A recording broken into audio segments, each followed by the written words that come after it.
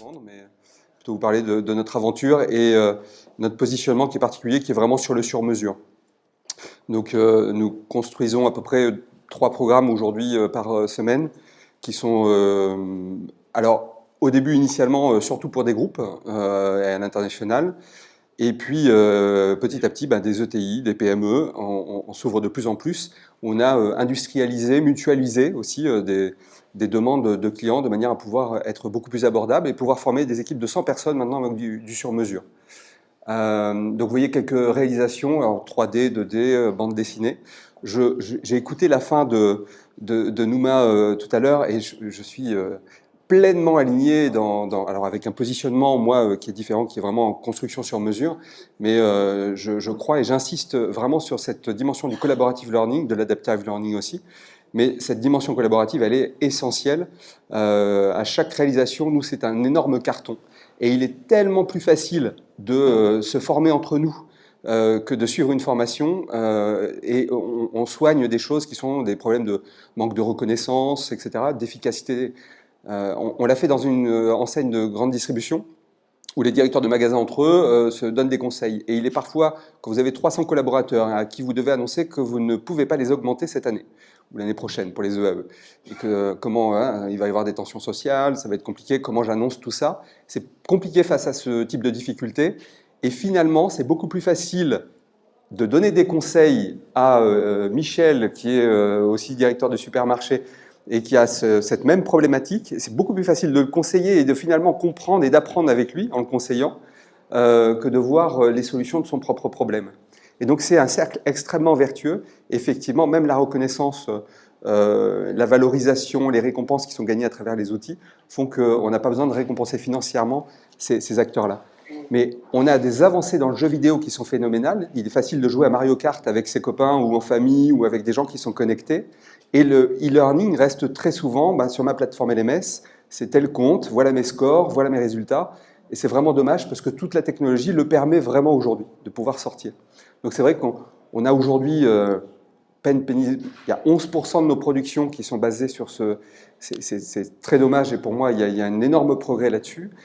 Sur cette dimension collaborative, adaptive learning, c'est-à-dire que quand j'apprends, quand je me mesure avec, contre les autres en compétition. Au mois de juin, j'avais eu l'occasion de parler de Versus, donc une application pour booster les forces de vente où on va jouer justement, c'est synchronisé avec les systèmes intranet, logiciels de caisse, etc.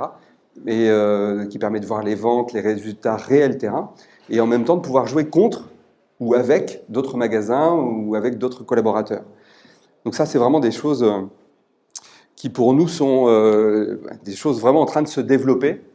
Et ce dont je voudrais vous parler aujourd'hui, c'est par rapport à tout ce que nous vivons et les enjeux que nous avons, on s'aperçoit que on travaille sur des chantiers de plus en plus longs, 3 ans, 6 ans, 9 ans, 20 ans parfois, d'accompagnement, de transformation complète des métiers, parce que finalement, on ne va plus fabriquer dans des usines, dans des industries métallurgiques, par exemple, on ne va plus fabriquer les choses de la même façon. Il n'y aura plus des bureaux d'études, des prototypeurs, des soudeurs, des fraiseurs, etc. Il y aura des grosses machines qui soufflent de la poudre et puis un faisceau laser qui va souder les particules et sortir la pièce toute faite.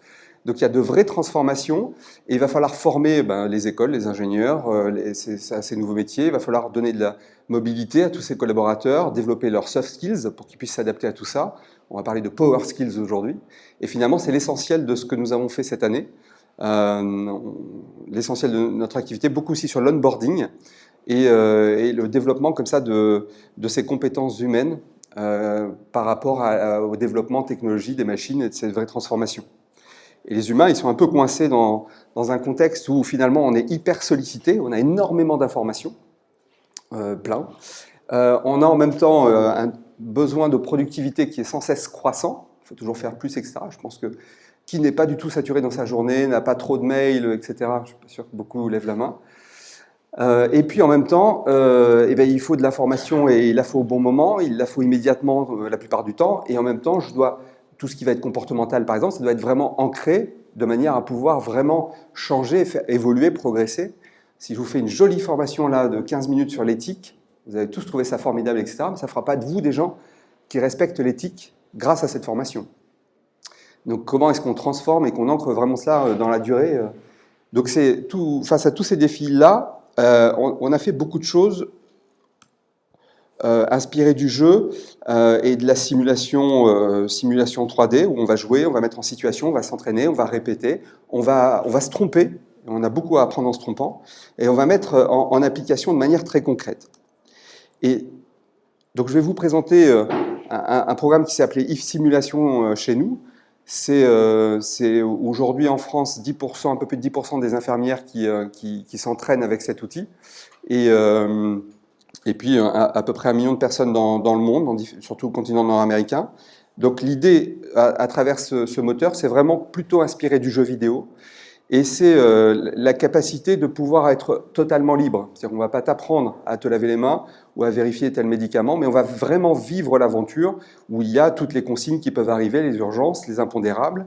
On va devoir naviguer là-dedans. Et puis si effectivement on n'a pas vérifié que le cachet qu'on a donné à la chambre 212, comme on nous l'a demandé dans le jeu, qu'il était sécable en 2 et pas en 4, ça veut dire que ce n'est pas le bon dosage du médicament. Donc ça veut dire qu'il y a... ce qui va se passer en fait dans le jeu, c'est que 2 jours après, l'état du patient va se dégrader. On va devoir comprendre pourquoi, etc. Donc on va vraiment être en situation de travail.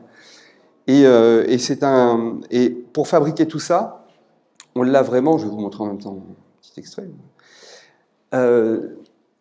On a évidemment travaillé, notre expertise n'est pas dans la santé et dans cet univers voilà, qui nécessite beaucoup d'expertise. Donc voilà le système aujourd'hui qui tourne. Donc qui est un jeu extrêmement libre et qui a aussi un énorme système de data visualisation, c'est-à-dire la possibilité en fait d'avoir non pas tant des scores, etc., mais de vrais outils et un vrai coaching individuel, un rapport donc par rapport à mes bons réflexes ou non.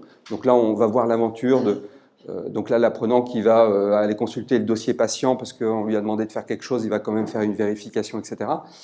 Et donc il va être assez autonome dans le jeu, mais avec voilà, tout ce qui peut se passer dans la réalité comme événement qui va y arriver.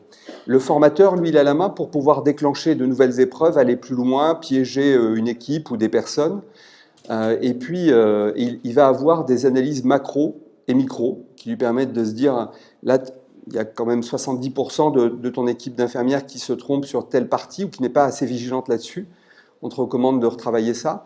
Ou au contraire, attention, là, tu en as 2 qui nécessiteraient peut-être un point particulier de vigilance sur tel aspect ou tel aspect. Donc on analyse vraiment tous les comportements. On n'est pas tant sur un score qu'on récupère, mais on est vraiment qui a fait quoi, quand, pourquoi, etc. C'est le principe aussi de ce qu'on peut appeler XAPI ou LRS, pour ceux qui connaissent un petit peu. C'est vraiment une espèce de grosse base de données où tout est traqué. Ce qui nous permet en même temps au moteur de pouvoir générer de nouveaux scénarios et de pouvoir améliorer les choses et de se dire, tiens, finalement, quand il y a ceci et qu'il se passe cela pour telle cible, eh bien, les gens apprennent mieux ou retiennent mieux quand on les remet face à telle situation, etc.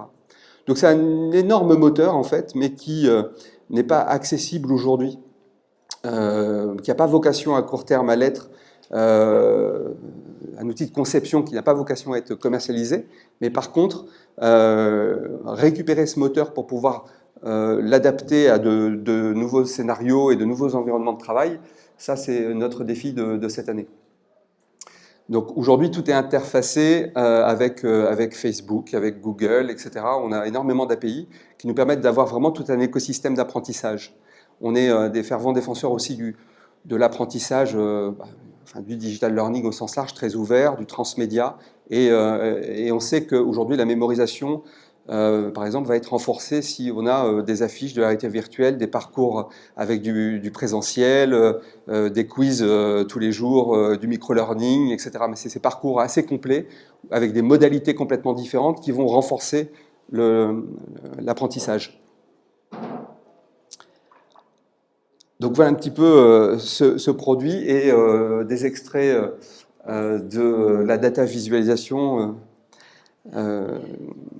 autour de cette simulation. Donc ça s'appelle IF Simulation et donc alors est-ce que vous auriez des questions sur cela? Il me reste 5 minutes. Oh bon, génial. L'idée pour nous, c'est vraiment que les gens puissent apprendre en s'entraînant. Et on travaille aussi sur des choses qui sont importantes dans cette simulation dans la santé. Il faut imaginer quand on est par exemple en école d'infirmière, c'est qu'on a 18 ans, 19 ans, 20 ans, 21 ans, et qu'on a de sacrées responsabilités, qu'il y a un taux d'erreur qui est impressionnant. Et donc on va aussi travailler sur justement la confiance. Donc il y a des choses extrêmement valorisantes de manière à pouvoir les rassurer, ce public-là. Donc on va identifier en fait toutes les mécaniques et c'est vraiment ce qu'elles vont vivre à travers le jeu. Donc au-delà de l'apprentissage, l'acquisition de bons réflexes et la validation de la bonne compréhension de ces réflexes, on va aussi travailler sur des choses comme effectivement développer la confiance de manière à ce qu'elles puissent être à l'aise dans les stages qu'elles vont réaliser quand elles sont dans cette phase d'apprentissage et après dans le cadre de l'exercice de leur métier. Donc aujourd'hui, ce qu'on propose, c'est de mettre à disposition tout ce moteur sur laquelle on vous accompagne. Vous allez me dire combien ça coûte.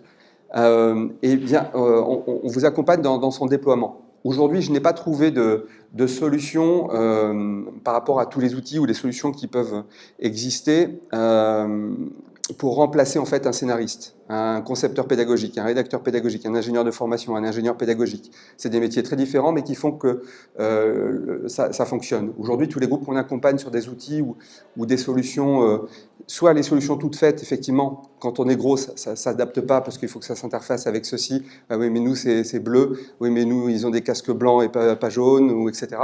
Donc il y a toujours tellement de spécificités qu'un groupe a besoin de... C'est ce qui fait notre croissance et ma perte de cheveux et tout ce qu'on veut derrière. Mais par contre, après, utiliser un outil pour construire soi-même, bon, ça c'est notre partie, notre avis, etc. C'est que finalement, on va tomber sur un scénario qui va être bonjour Martin, comment vas-tu? Très bien, je t'en prie, assis-toi. Alors aujourd'hui, je vais te parler de la lutte contre le blanchiment d'argent. Ah bon? Mais qu'est-ce que c'est? Eh bien, je vais t'expliquer. Finalement, ça, c'est pas du tout un jeu. Enfin, c'est peut-être gamifié, c'est peut-être joli, mais il faut savoir écrire une histoire. Et c'est pas avec du texte, un scénario, la scénarisation pédagogique, c'est des émotions, des intrigues, des flashs. Il y a énormément de techniques, et finalement, et pour rendre ça joli, et puis le sound design et le level design, ou les dynamiques. De manière, et quand vous avez un public hétérogène en plus qui va suivre ça, qui ne sont pas tous amateurs de jeux, etc. Donc c'est tellement complexe que pour l'instant, notre parti pris, notre positionnement, c'est vraiment effectivement de travailler sur mesure et de mettre toutes ces compétences. Alors, dans ce qu'on propose, nous, c'est vraiment la complémentarité, industrialiser tous ces process. Au bout d'un moment, on a un peu développé un peu tout et maintenant, on refait des briques. Ce qui fait qu'on réexploite les choses. Et puis, d'autres annonces à la prochaine, au mois de juin, au prochain Genius. Et donc, on va utiliser différents formats, réalité virtuelle, réalité augmentée, e-learning, bande dessinée, interactive, etc. Des bibliothèques. On va utiliser toutes les technos, mais on va les chercher pour les projets. Je voudrais, s'il me reste encore quelques secondes, c'est évoquer, on aime bien ce projet avec l'Académie de Rouen et le Greta. On est aussi dans la santé, du coup on a choisi des exemples plutôt dans la santé, parti sur ce moteur. C'est vraiment un parcours intéressant parce que sur les aides soignantes, parce que justement on va mélanger du présentiel, de la réalité virtuelle, du serious gaming, etc. Et donc c'est un ensemble de choses où je vais pouvoir aussi manipuler de manière extrêmement précise les gestes patients, pour la toilette par exemple, etc. Donc je vais m'entraîner avec de la réalité virtuelle, je vais tout comprendre grâce au serious gaming, et puis j'ai aussi le présentiel. Donc la formation des aides-soignantes, c'est un enjeu aussi majeur, c'est un recrutement très très important sur ce corps de métier. Ça, c'est une application que vous pouvez télécharger sur le principe de l'innovation. Là, ce qui est intéressant dans cette application, donc, sur tous vos stores, de l'AFNOR, c'est de comprendre vraiment le processus d'innovation avec une super histoire. C'est vraiment extrêmement scénarisé. Les graphiques sont très simples. C'est un peu une formation qui est assez longue, mais dont on a dans l'histoire, en fait, on a une orpheline qui est dans une maison très éloignée et qui est obligée d'innover pour ne pas être seule. Et voilà, on va comprendre un petit peu toutes ces étapes-là. Donc, je vous invite à le suivre. Et puis, alors, ce qu'on adore aussi, c'est tout ce qui va être traitement des émotions. Et donc, par exemple, sur ce projet pour le ministère de l'Intérieur, c'est travailler sur la gestion de crise. Donc, c'est vraiment entraîner les directeurs de cabinet, les préfets, les les différents services qui vont travailler autour d'une crise, quelle qu'elle soit, de manière à réduire les erreurs. Et donc, ce qui est passionnant dans cet univers-là, cybersécurité aussi. C'est des thématiques vraiment qui ont été pour nous les plus importantes en 2019. On en a fait tout ce qui est gestion de crise, on en a fait une dizaine, tout ce qui est cybersécurité une vingtaine.